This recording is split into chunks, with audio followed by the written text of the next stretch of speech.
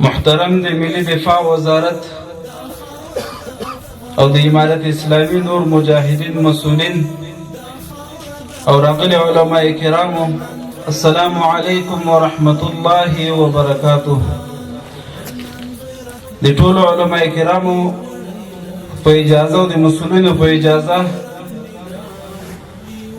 الله تعالی دې ماته په خپلو خبرو عمل کولو توفیق راکړي. الحمدلله د باګرام په یو داسې ځای کې په یو داسې موقعیت کې نن موږ او تاسو راجمع یو او د اسلامي امارت او د مجاهدینو د فراغت په یوه غونډه کې شراکت کوو چې دغه ځای به د کفارو د وحشتونو د بریتونو دپاره استعمالېدو. د مولوي صاحب خبره دا زموږ په خیال کې هم نه راتلله، دا یو خوب ښکارېدو. دغه ځای د کفارو د خپل وحشت د خپل بربریت دپاره جوړ کړی و، انتخاب کړی و. نن الحمدلله په هغه ځای کې مجاهدین په خلاصه تړی او په امن په فضا کې راجمع دي. داسې حالت کې راجمع دي چې نه خوف شته، نه خفګان شته، نه مشکلات شته. الحمدلله په یوه خوشحالۍ کې راجمع دي. عزیزانو، زه چې سټیج ته راجګېدم د دې نه مخکې یو خیال راغی، یو سوچ راغی، یعنې د تاسو د مخه یې نه وایم، ما چې د ځای ته وکتل د ما د سترګو نه اوښکې راغلې.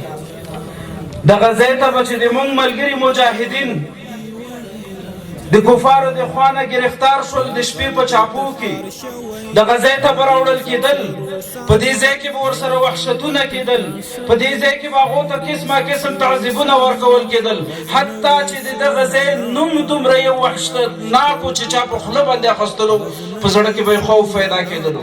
نن الحمدلله دې ځای ته موږ په افتخار راغلي یو. نن الحمدلله د خپلو ورونو د فراغت دپاره، نن د هغوی په غونډه کې د شراکت دپاره راغلي یو. الحمدلله دا ډېر د افتخار ځای دی.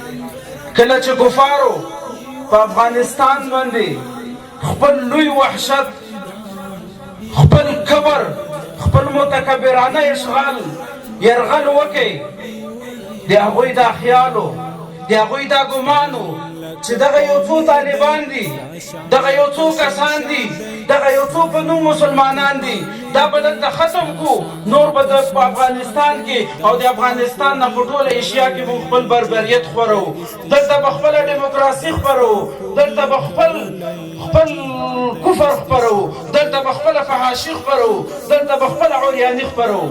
خو لله الحمد هغه ارمانونه یې نن د دغې مجاهدینو د خپو لاندې دي. هغه ارمانونه یې نن د خاورو سره خاورې شول.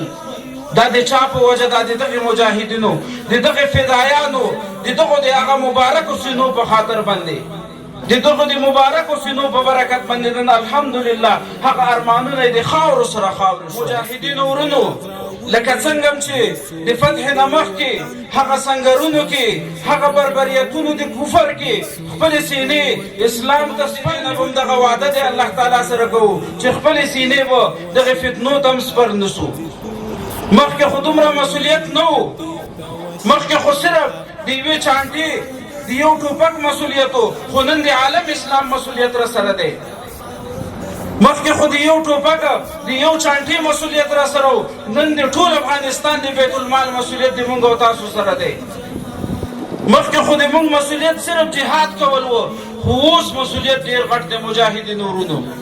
نن چې موږ او تاسو د ماسکر نه فارغ شو، نن موږ او تاسو ته د ولس هیلې دي، نن موږ او تاسو باید د ولس ساتنه وکړو. اول باید خپل ځانونه د دغې فتنو نه وساتو. د موږ او تاسو په لاس کې ټوپک، د دې نه موږ او تاسو ته فتنه جوړېدی شي. د موږ او تاسو سره چې کوم موټر دی، د دې نه موږ او تاسو ته فتنه جوړېدی شي که موږ یې صحیح استعمال ونه کړو. د الله په حضور کې د دې هر یو شي جواب ورکوونکي یو موږ او تاسو. مجاهدینو ورونو، زه اکثره دا فکر کوم، دا سوچ کوم چې کله موږ او تاسو په یو نظامي ځای کې، یو دولتي ځای کې یو، د موږ او تاسو دا چوکۍ دا د بیت المال ده، دی مونږ او تاسو چې قدم پږدو دا بیت المال دی.